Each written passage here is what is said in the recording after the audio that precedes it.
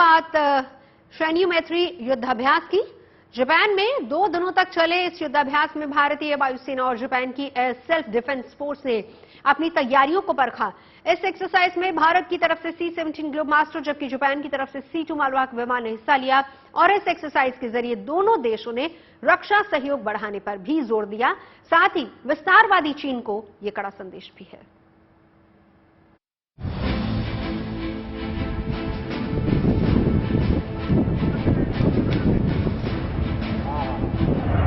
Japan के आसमान में भारतीय वायुसेना के ग्लोबमास्टर की उड़ान।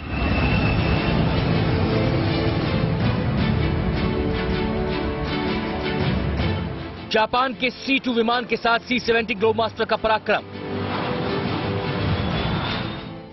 एक और धर्म गार्जियन एक्सरसाइज के दौरान भारतीय सेना ने अपना शौर्य दिखाया तो दूसरी ओर भारतीय जांबाजों ने जापानी सेना के साथ जापान के कोमात्सु में शिन्यू मैत्री अभ्यास में हिस्सा लिया। Right now, armed formation in front of you. C-17 Globemaster. भारतीय वायुसेना और जापान की एयर सेल्फ डिफेंस फोर्स ने इस अभ्यास को अंजाम दिया। 1 और 2 मार्च को हुई शिन्यू मैत्री एक्सरसाइज के दौरान दोनों ही मुल्कों के वायुवीरों ने युद्ध कौशल का प्रदर्शन किया, जिसमें भारत के ग्लोबमास्टर ने बढ़ चढ़कर हिस्सा लिया।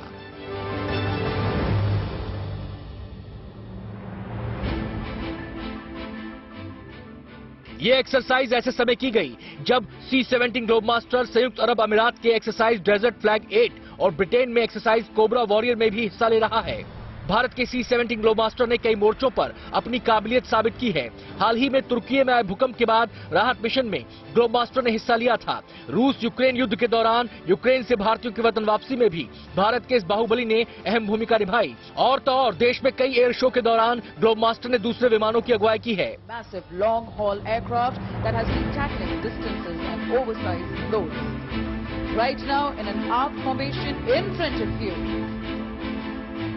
आपदा में अभिभावक बन जाने वाले ग्लोबमास्टर परिवहन विमान की जाबाजी का लंबा इतिहास रहा है और अब जापान के साथ शिन्यू मैत्री एक्सरसाइज के दौरान भी ग्लोबमास्टर विमान ने अपनी क्षमता दिखाई।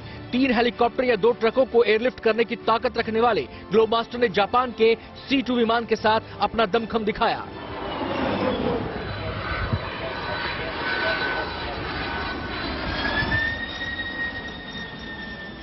दो दिन तक चले इस अभ्यास को 2 चरणों में आयोजित किया गया था। अभ्यास के पहले चरण में परिवहन संचालन और सामरिक युद्धाभ्यास पर चर्चा की गई। इसके बाद भारतीय वायुसेना के C-17 और जापान की एयर सेल्फ डिफेंस फोर्स के C-2 परिवहन विमानों ने अपनी अपनी उड़ान क्षमता का प्रदर्शन किया।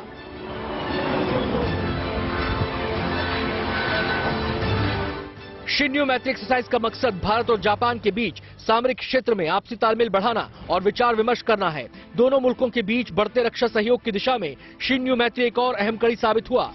Bureau report, good news today.